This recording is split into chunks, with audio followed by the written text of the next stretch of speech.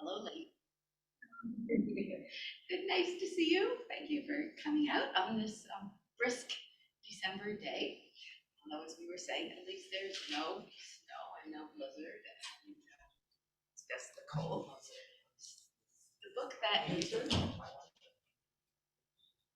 Ladies. The book that we'll be talking about today is called Black Cake.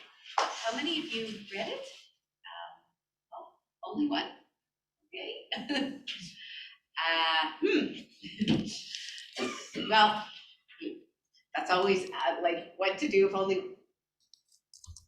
I'm not going to. So I guess spoiler alerts, because I'm not going to try and do it as if, talk about it as if.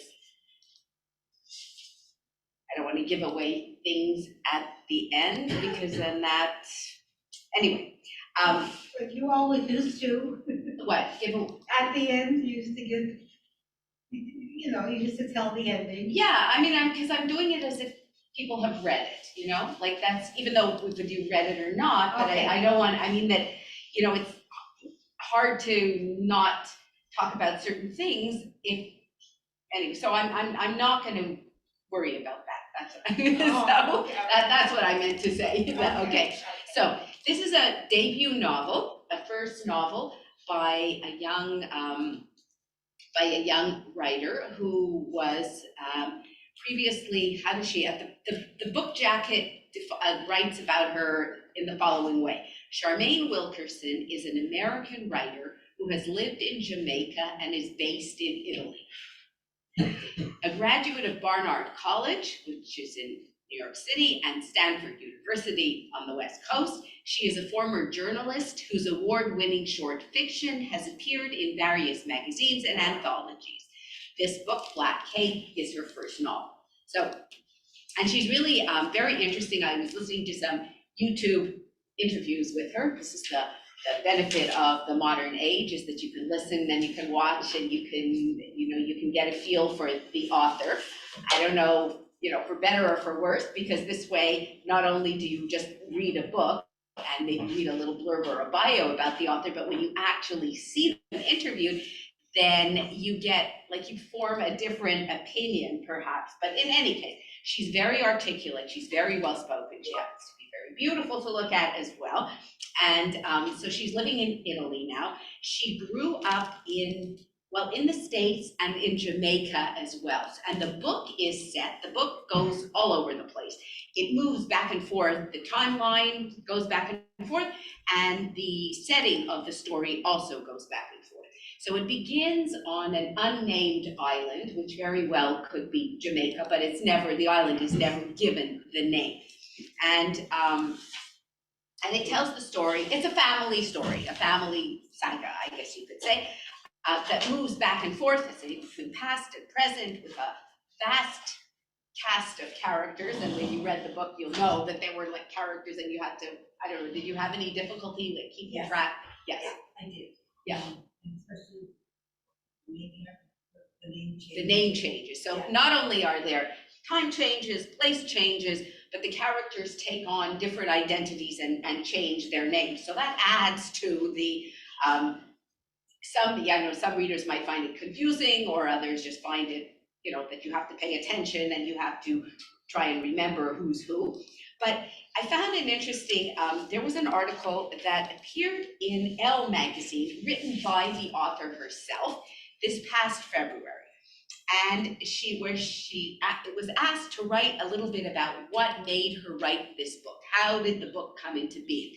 So she writes the following. And Black Cake, by the way, the title of the book, there is something called Black Cake. And I don't know if anybody has ever heard of it. It's a Caribbean specialty. It's a cake that is dark in color, thus the name Black Cake. And apparently the darker the better. And in one of the interviews, the author of the book said when she tried, because she's asked, did you ever make this black cake, this Caribbean specialty? And she said, yes, I have. My first attempts were not very good, because one of the important parts of it is to make, the darkness of the cake is very important. And you have to, said it took me a while, a number of tries to figure out how to get the cake sufficiently black. But basically, it's a rum-soaked fruit cake that is served at Christmas time. It's a traditional Christmas dessert, as well as at various family celebrations, such as weddings. So it's also a traditional wedding cake, apparently. So, but the title, after you read the book, and again, there is a piece of black cake, and black cake literally figures in the story, but you start to think also, and I thought this was interesting when the author said that when she tried to make this black cake, it wasn't dark enough in the beginning. And the idea of skin color and race is very much a factor in the book. And there are interracial marriages, and the characters are, some can pass as white because one parent is white or lighter skinned and another parent is darker skinned. So I thought, this is very interesting, as well as actually being the cake, and the cake is a big part of the story. There's also this idea, the symbolism of black cake and of the darkness of the cake. And I thought that was interesting when the author said she didn't get her cake dark enough. It took her several tries. And if you look at a picture of her, she's very, as I said, she's very pretty. She's also light-skinned. So I think she too comes from mixed race background. So, the blacker the cake, the lighter the cake, who can pass for who. And there have been a number of books written recently to mention, what was the other? The Vanishing Half by Britt Bennett. I don't know if anybody read that. I don't think we did that. But that's it. There are stories now so much based on this idea, and I guess it's nothing necessarily new, about skin color. And it becomes, to me, all the more ludicrous, this idea of judging somebody by the color of their skin, where you have this, passing as this or passing as that, and you're not white enough for this society, or you're not black enough, as one of the characters here is, to be part of the group of the black students. And so, the whole thing, right? So it's that she writes about that in the book. Anyway, in this article in Elle magazine, where she's introducing her book in February of this year, she writes, "No one would guess their value. A recipe scribbled in pencil, a cow-shaped pot holder, a blue glazed ceramic pie plate, seemingly innocuous items from the kitchens of my mother and stepmother, my two mothers." This is the author writing. This is not the novel. She's writing this article. "The women who took turns raising me in different periods of my childhood in their blended households." So that's where I realized, so she had stepmothers. So obviously, apparently her parents divorced and each remarried. "My mother's upbringings could not have been more different, though sometimes they seemed similar in the telling. Small town Jamaica versus small city New England. Parents lost, dreams given up, some wishes fulfilled. Both formed families with men from other cultures. Both are gone now, but they live on, in part, through the workaday keepsakes whose value no one would guess. The ceramic plate makes me think of fruit pies and summer barbecues and autumn leaf raking parties among the burnished red of fallen maple leaves. The kitschy potholder with its imitation quilt cow makes me smile. The mother who gave it to me never liked it, but I did. It had belonged to a beloved aunt, and by giving it to me, she kept it in the family. The recipe, written on lined notebook paper by my other mother, did more than bring back memories. It eventually stepped off the page and worked its way into the broad landscape of my imagination, inspiring the title of my debut novel, Black Cake. The recipe includes instructions for making a rum-soaked fruit cake, or black cake, as many Caribbeans would call it. When a younger relative texted me to ask for the recipe, it started me thinking about inheritance and how we choose to keep some things closer to our hearts than others, especially in a multicultural family like mine. We know that food helps build connections between people. But people migrate, marriages break up, people remarry, strangers move in together. Food can also play a role in anchoring individuals, families, and entire cultures amid change. In my novel, the traditional Caribbean fruitcake symbolizes family bonds and memories in the face of significant loss, but also a multicultural history. Black cake is a descendant of the English plum pudding, but has evolved over time into something unique and more tropical in the blend of its key ingredients. It is a quintessential Caribbean cake for celebrations. It makes me think of holidays and weddings. It is a source of joy, but also it is the offshoot of a less than sanguine past. The recipe for black cake serves as a reminder of the ways in which we gloss over the complicated stories behind certain beloved foods. From the Mediterranean diet, which exalts the tomato that came from South America, to the sometimes tortuous history of sugar and rum, whose presence in Western diets and economies was propelled early on by colonialism and forced labor. And there have been many books written, and I'm trying to think because we've done so many books over the years. What was the book where that was set on a sugar, it begins on a sugar plantation in one of the islands, and then the story moves on. Oh, the title, we did it a number of months ago. In any case, sugar plantation, slavery, you know, the whole history of the Caribbean, the history of rum and the history of sugar. So this is what she says here. In families too, nostalgia can give way to the kinds of stories that people would prefer not to tell. Like my own mother's, and it's mothers in plural, I guess her biological mother and her stepmother, memories of abandonment, loss of children, or the true cause of a loved one's death. Many families have stories like these, and when they finally emerge, they often do so in the kitchen, at the table, over a meal. Sometimes enough years have gone by that such stories become a source of mirth. Sometimes not. My novel is not autobiographical, but the emotional currents that run through any work of fiction often link back to real life emotions we have experienced, or heard about, or read of. I have no recollection of my mother and father living together before their divorce. I only recall them arguing later over long-distance telephone lines year after year. But I almost always remember my step-parents being part of my life, part of my shape-shifting sense of family and home. Together, the two couples who called themselves my parents formed a loose plan of ruptures and alliances. Together, and despite all, they were part of a greater, though somewhat bruised, whole. Those old kitchen items aren't the only things I've kept from my parents, but it may very well be their domestic, ordinary nature has wedged them so solidly into my emotional genome. They keep me anchored to a sense of having come from somewhere and belong to someone. One's sense of family and home may shift over time, but it remains embedded in our hearts and our sense of self wherever we go.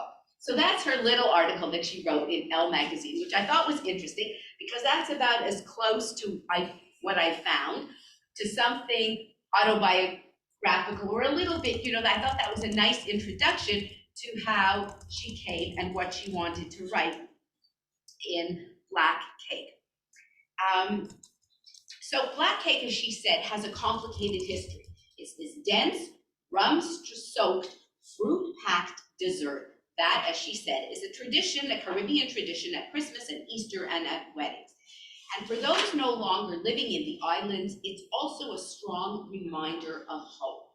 But as one of the conflicted characters in Charmaine Wilkerson's debut novel, Black Cake, notes, it was essentially a plum pudding handed down to the Caribbeans by colonizers from a cold country. Eleanor Bennett, too, one of the main characters, one of the main characters in this multi-character story, has a complicated history.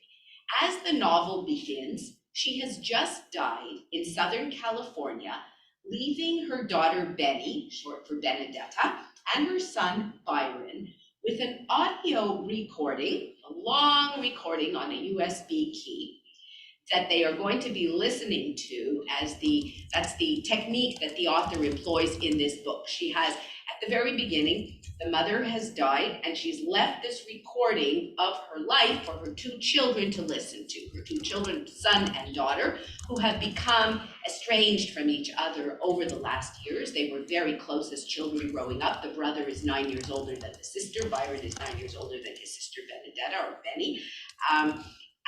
But they come together after their mother's death because their family lawyer has called them in and says, your mother has left this. This is you, and would like you two together to listen to this. And I am supposed to be here playing it for you and listening along with you to your mother's story.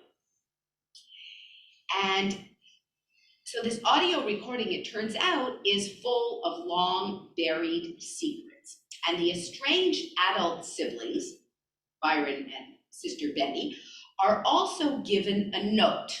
And in the note, it says, B&B, she's addressing her children, there is a small black cake in the freezer for you. I want you to sit down and share the cake when the time is right. You will know when. Very cryptic message. This comes along with this recording. So, and that's going to be what holds the book together. Before their mother's death, before Eleanor's death, Benny and Byron thought they knew who they were. They were Californians, children of orphaned Caribbean immigrants. Their lives were not perfect, and in it she describes that they were still subjected to discrimination and racial profiling, even in modern, and this is modern day America. The modern day part of the book is written, because we know, because she puts a date, 2018, and then the book goes back to the 1960s when their parents were young. And of course, and there's some events that are historical events that are noted that, from the 1600s and 1700s, a page here and there. But the present day is really pretty current. And still, though, the son and daughter, they understand their place in American society, or they thought they did. But as they listen to the story of their mother's convoluted life, there is a journey of discovery that unravels these identities that they thought they knew, so that they were pretty sure of, setting in motion a novel about inheritance and the complications of multicultural family legacies. So Charmaine Wilkerson intersperses the modern day story, which, as I said, is 2018, with Eleanor's history dating back to the 1960s on a Caribbean island. And it's not, the island doesn't get a name, but it's seemingly inspired by Jamaica. And it seems like this is where Charmaine Wilkerson, where the author's family came from in the Caribbean. So, but she chooses not to name the island, an island in the Caribbean, sounding very much like it could be Jamaica. Back then, she had a different name. She was Coventina, or Covey Lynn Cook, a girl of Black and Chinese parentage, with a Black mother and a Chinese father, whose life revolved around swimming.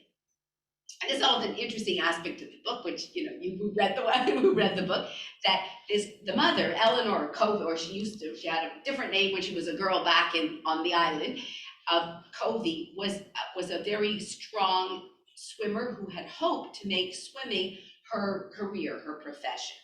And in this interview that I heard with Charmaine Wilkerson, with the author, she said that she was asked, were you a swimmer? Because you write so passionately about swimming, and you have the main character and her best friend, very strong swimmers. And she said, I never swam. My mother swam. I was a runner, and I did triathlons, but I had good friends also who were swimmers. And so what fascinated me, and I thought that was an interesting point, because I wondered what was the swimming about. She said, because anybody who swims, especially in the sea, has to be a certain kind of person. It's one thing to do laps in a swimming pool, but to go out into the deep water, these swimmers who swim the English Channel or who swim these other long distance races in the ocean, that's a whole other level. And she says, because you have to be daring, you have to be fearless, or at least fearless to a certain degree, to be able to go out into that water. Even she, even when she has the young girls on the island parts of the book, young Covey and her best friend Buddy, who are swimmers. They're, 13, 14, 15-year-old girls, and they're training, and they really believe that this is what they're going to do. And they go out and they're fearless, and they go out in all kinds of weather, and they're really these very strong, beautiful young women, and they have this passion for doing this thing, this swimming out in the ocean, which most people don't do. It's one thing to recreationally enjoy your swim, like we talked about the swimmers in the last book that we did, which was swimming in a swimming pool. Remember, that was the whole basis of last month's book. So here you've got swimming in the ocean. So she said, I put that as part of my book on purpose because I really feel that those people who could do that, and these young women who were those kinds of swimmers, they were a very special breed. And so, the main character, Eleanor, who back then had a different name, which is sort of adds to the complication and possible confusion of the story, but you have to keep working at it. Her mother was a Black woman from the islands, and her father was Chinese. And apparently, this is also something that I learned from the book, didn't really know, that on certain islands, and I think Jamaica in particular, there was a community of Chinese immigrants. They came there, and they were hired as laborers, and then slowly they became the shopkeepers, and they owned small businesses, and there were conflicts between the local or native population, between the Black citizens, settler citizens of the country, and these Chinese immigrants. And that's part of the beginning of the story, because Cody's father is Chinese, and he's looked at, there's prejudice between the two groups there, which again is just seems all the more ridiculous, this whole idea of, here you have these two different groups, and there's tension between the two of them. So she is of mixed parentage, but her life revolves around swimming. Her mother, we find out, leaves when she is a young girl, and she's raised by her Chinese father, who unfortunately is a gambler, and the family I don't know what you call her, housekeeper, nanny. She's everything to this young girl, to Covey, a woman by the name of Pearl. And Pearl is a real Pearl, she's a real gem, and she was a friend, and Covey's mother, before she left, was a close friend of hers, more than just her employer. And she raises Covey as best as she can. Covey has plans, this young girl, she has plans for her life that involve escaping her poverty-ridden community to study in London with her sweetheart. She has a high school sweetheart who also is there on the island, and both of them dream of going away to England, to London, to study. She also wants to continue her swimming, but that's not what she's going to study as well.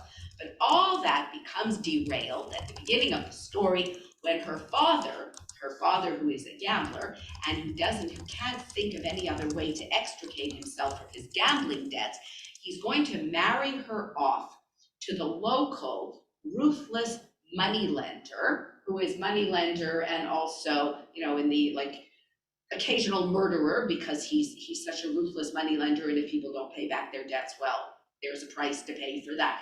And her father, but he takes a fancy, and he's 20 years older than this young 17-year-old girl. He takes a fancy to her and is interested in marrying her. And her father says, fine. And he's going to marry Covey off because this will be a way out of his debts, because he's racked up so many debts, so many gambling debts. Of course, Covey is hysterical at the thought that she's going to be married off to this older man, this disgusting, lecherous, cruel older man. But her father sees no other way to solve his problems of debt, than to marry his daughter off. And but to complicate things further, this gangster who she's engaged to and marries, on her wedding day, the gambler husband dies. He's killed. It seems like he's been poisoned. No one knows who, but Covey is suspected because she's a young girl, and it's known that she doesn't want to marry him. And she is forced to flee. So this young 17-year-old girl is forced to flee the island to avoid being arrested for his murder. And from there on, she's going to spend years running, hiding, lying, or changing her name, and eventually settling in the United States under an assumed name, where she is married. She and her childhood teenage sweetheart meet up again in London in a kind of fairy tale meetup scene there on the street in London.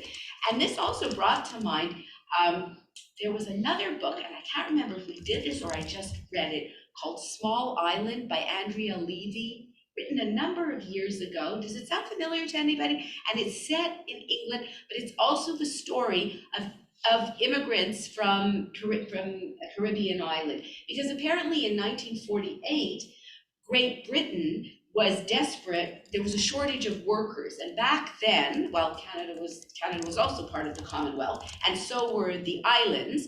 And so anybody could go to England to work because we're all Commonwealth, one was all a Commonwealth citizen.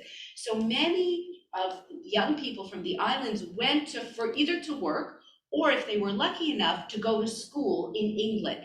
And there were many women, and maybe you know of some, who did their nursing training, particularly in England. Women from the islands, Barbados and Jamaica, and the ones that were former British colonies, went to England to study because there was no problem with getting visas and going there. So another part of the book and another part of the setting is there in London, in England, or Scotland, wherever the story goes. And this book, Small Island, it reminded me, and I guess I don't have such a great memory, but I remember reading it.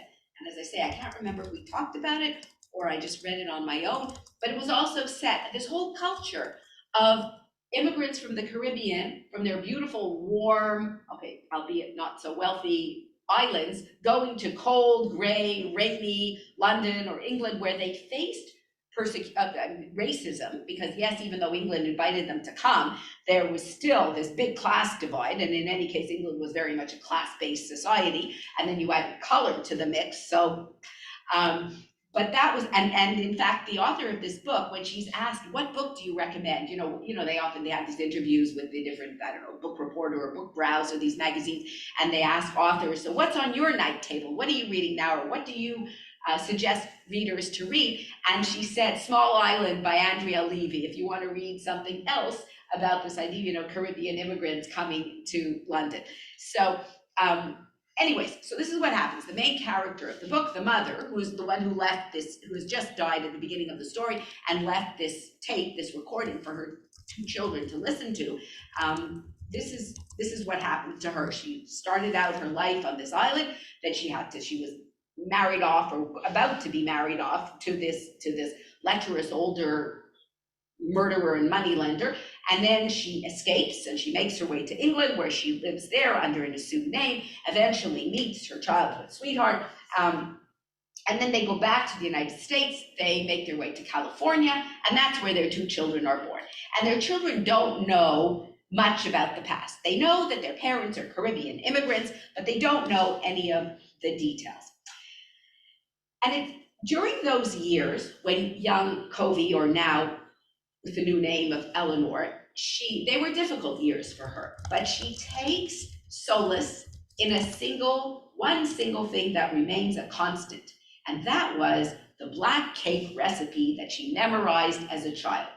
This is the only thing that I had left when I lost my family, she had told her daughter earlier.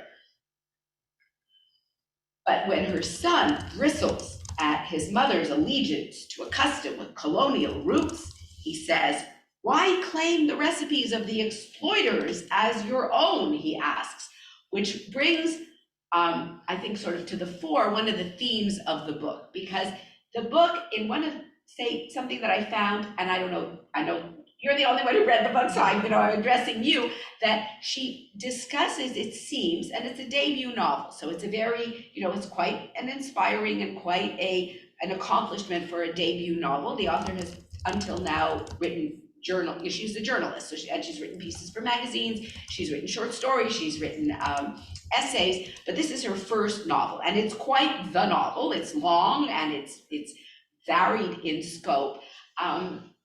But to me, it's as if she wanted to put in every kind of socially what's the right word? Correct political, statements and commentary into the story. So you have here, and I've read articles, this discussion about food, that you can't just enjoy something. It's a recipe. It comes from a certain country.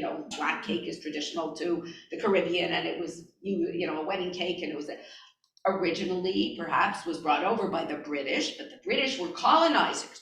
So if you're going to use a recipe that was brought over by the British, then are you, even if it's been changed and adjusted and adapted and becomes a Caribbean delight with its rum and its tropical fruits in it, still its roots are colonial. And I guess you would call that the politicization of food. And so she writes about this, as well as, and there are other aspects of the book that I found a little bit, and it's my personal opinion here, but just a little bit irritating, because it's as if she wanted, and maybe that's because it's the first novel and she wanted to get lots of stuff in, not just the story about family and about roots and about the complicated relationships that people have with each other, and knowing that she too comes from two blended families. I'm sure that, and as she said, she has no memories, just briefly in that article in Elle magazine, no memories of her parents being together. It's only memories of them yelling at each other on the phone, and then the twos, with the step parents, those were the better memories. So she has a complicated family history, I'm sure, as well. But it's as if she wanted to get all of this in to her first novel. I mean, one would hope that she's going to be writing more novels and didn't have to do it. That was my main complaint with the story, as well as perhaps you have to concentrate, because there are a lot of characters and the time goes back and forth. But that usually doesn't bother me, because she has chapter headings, and the chapter headings have names and they have dates. So she's telling you what year you're in and who's there. The cast of characters is large, which I think makes it interesting. And you certainly do get a kind of panoramic view of the world that she has created, from the island in the Caribbean to would you call 1965 post-war London? Anyway, London in the 1960s. And then you have California in present day, and New York City as well. So the book sounds like to me a lot of the aspects, even though the author says it's not autobiographical, it wasn't her family story, but aspects of the author's own roots. The prologue of the book is interesting. And that's where she introduces the then, because the book has then and now.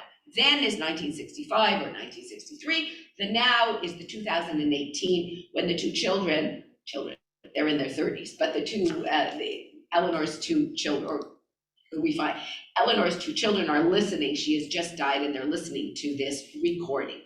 So how does she begin the book, this prologue?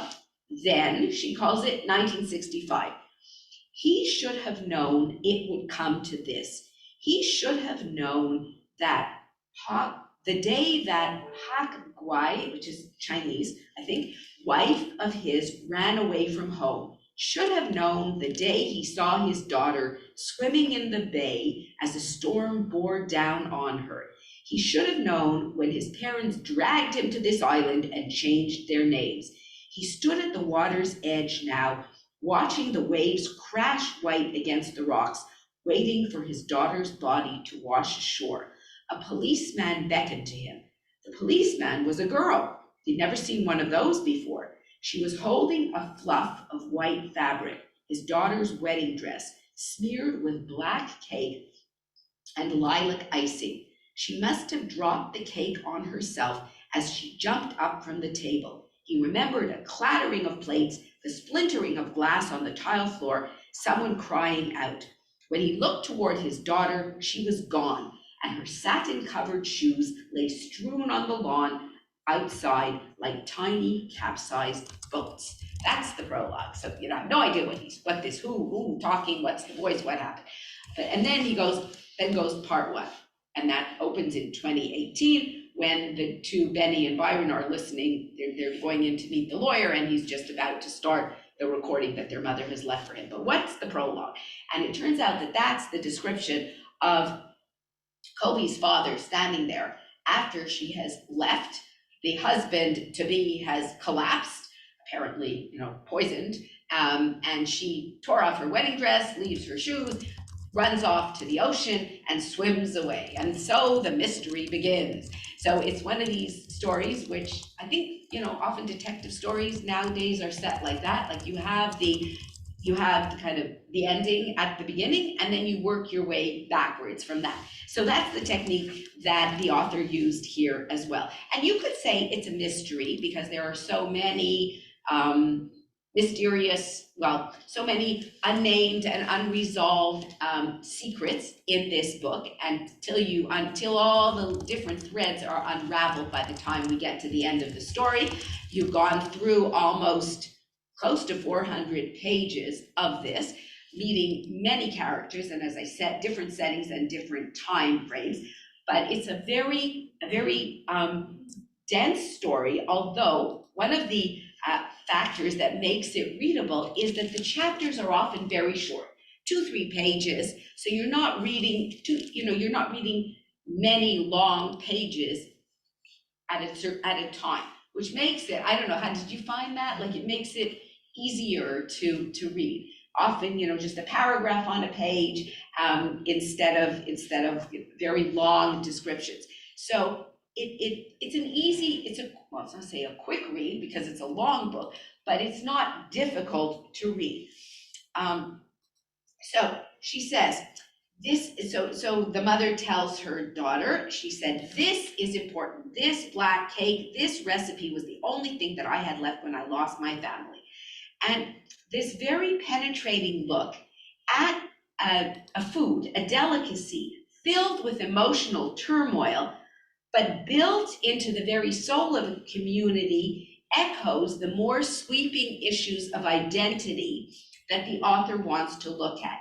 Wilkerson, it seems, is questioning the very essence of tradition that is known to many people of Caribbean heritage.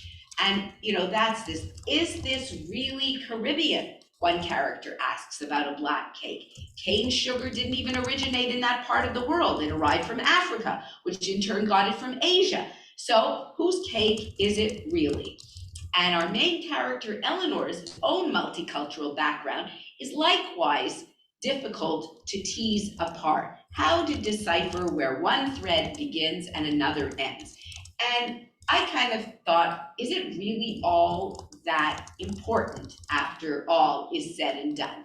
Is it, and is this black cake, this dessert that was originally perhaps based on the British plum pudding, but then became Caribbeanized with the addition of lots of rum and lots of tropical fruits and becomes a delicacy in the islands? Does it make a difference? This is me asking this, whether it was originally from Britain long ago and then it got recreated and became this Caribbean specialty.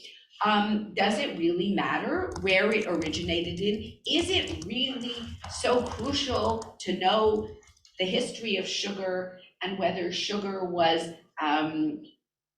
originally cut, cane sugar was originally cut by slaves? I mean, it's part of history and it's an unfortunate thing, but does that make it that one shouldn't be eating this dessert today? And likewise, could you use this as this black cake, which is obviously meant to be a metaphor for more than just a dessert and a food, for the idea of race and for the idea of mixed races, which the book very much looks at because the characters are of mixed race, a number of them. Does it really matter? Or should it matter? Yes, maybe it does matter, but is it only in an ideal world that it wouldn't really matter what shade one's skin color is, or if one parent is Chinese and one, of Chinese origin and another parent comes from the Caribbean and another parent comes from, somewhere else in the world, that why does this have to be so important? Not to say that one's roots and traditions and culture are not important, but the politicization of these different things is something that I don't know what the author is, like, whether she would agree, and, you who read the book, do you think that did you pick up on this? I mean, you must have, because you read the book, this whole idea of, what did you think of all of this? You mean the cake? Just the Well, cake? not just the cake, but the whole idea of this combination of different cultures and how everybody is kind of mixed up together, and yet the politicization of so many things. Yeah, it was, and there's more to come. Yeah, it was very mixed up. Yeah, Everybody's mixed up. yeah, Yeah, I found it a great book. yeah. So you enjoyed it, and Very much so. and you didn't have trouble with the, like, Well, at the beginning. Yeah. Because the prologue, yeah, and then, but after a while. yeah, yeah. I kept reading because I wanted to find out, Because there is that mystery of who is really who, and then so they're listening to the recording. So you have the two siblings who you knew were very close are now estranged. Why are they estranged? And then we find out that in the modern, in the modern story of the I guess 30-year-olds, that they had their own, just as every family has their own issues. One of the issues was the daughter's coming to her parents and talking about her sexuality, which was not what her parents had expected, and her parents are upset by this, and then she in turn is very angry and moves away from California to New York. Her brother, Byron, becomes, and again with more of the water and the ocean theme, he becomes an oceanographer. He also happens to be very good looking, and he's very photogenic, and he becomes the go-to guy if anyone needs interviews on the pollution of the oceans, and he holds a high position.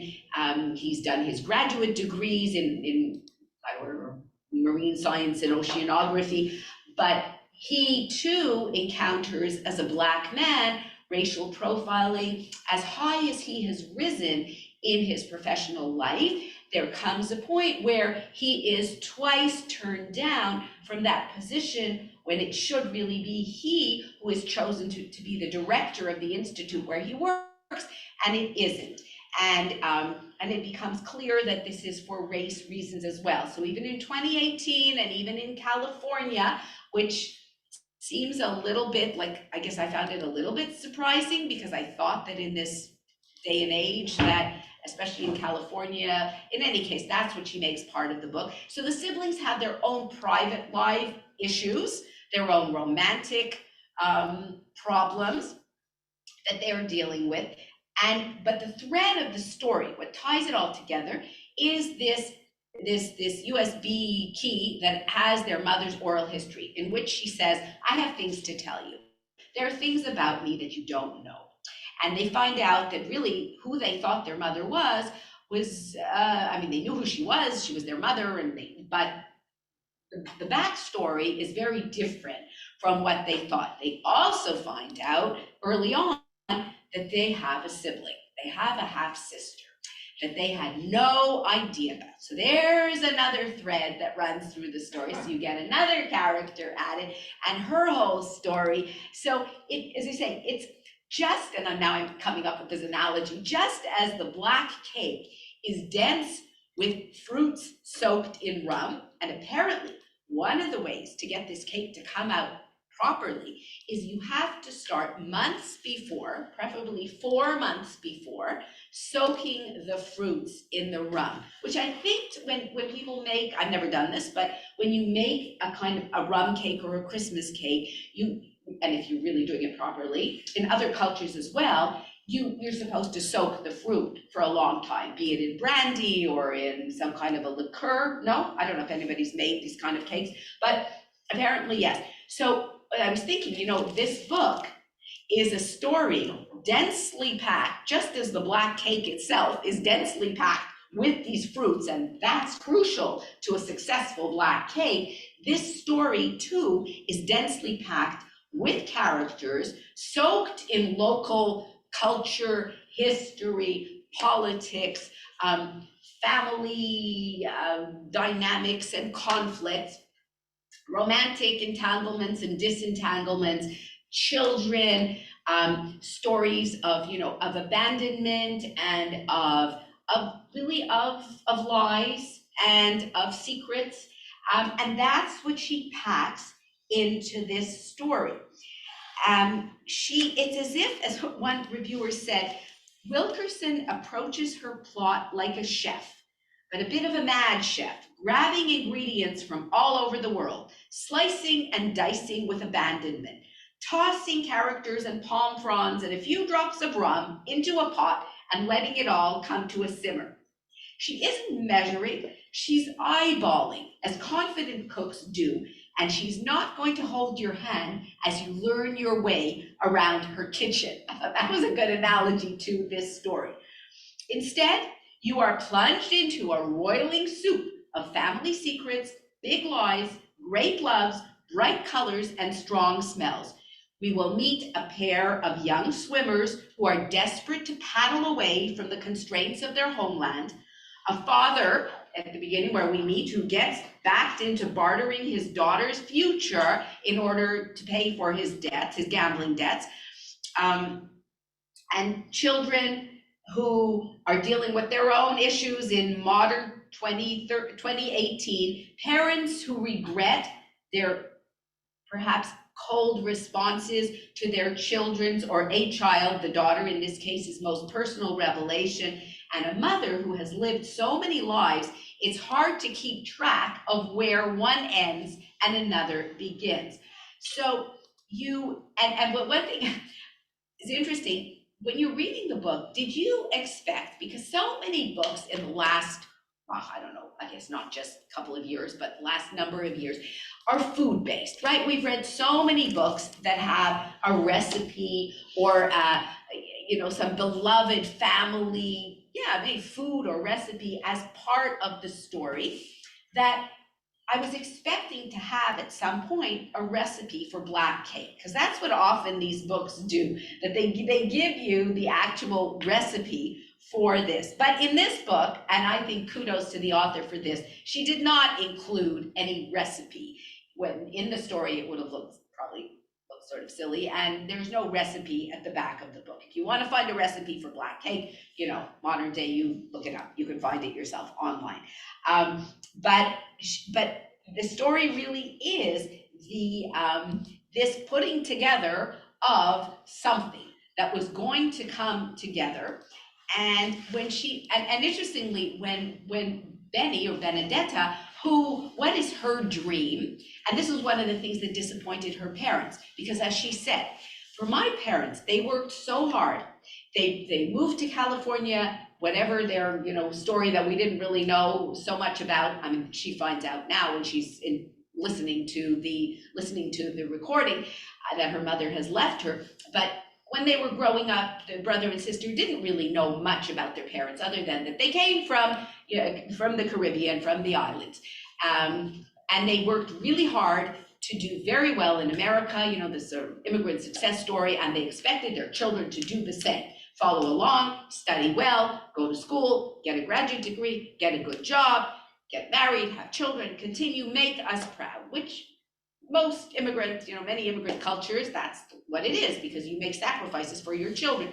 So the son did that, it seemed. He became the successful marine biologist, oceanographer, sought after speaker, rising star in his field. That part was good. His personal life, a little bit complicated. But the daughter, who was also brilliant, could do whatever she wanted, she goes to college, and then she drops out. And she has an interest in food, and she has an interest in art, and she goes off to Italy. And I thought it was interesting because Charmaine Wilkerson lives in Italy. She says it's not autobiographical, but and so the daughter, what does she dream of? She dreams of opening a cafe, owning her own cafe, where she is going to sit and serve wonderful food, maybe black cake, to her patrons. That's what she wants to do. That's been her dream, which is not exactly what her parents had envisioned for her. But when she finally finds her mother's recipe tucked away in a drawer with all kinds of other odds and ends, she looks at this recipe and she says, but it has no quantities, no numbers. Like, I don't know how to recreate this, which is typical of recipes, isn't it, that are passed on, well, not everybody's, but some recipes passed on generation to generation don't have measurements. It would be, you put a little bit of this and then you put maybe a cup of that and then you put some of this. And because the real cooks or bakers, after years and years, didn't need recipes. So here, Benny, who's been dreaming of opening her own cafe and listening to this story of her mother and finding out all these surprises, and that who she thought her mother was not not really, there was so much more to it. And she looks at this recipe and she says, but how would I ever follow this? There are no numbers, no quantities.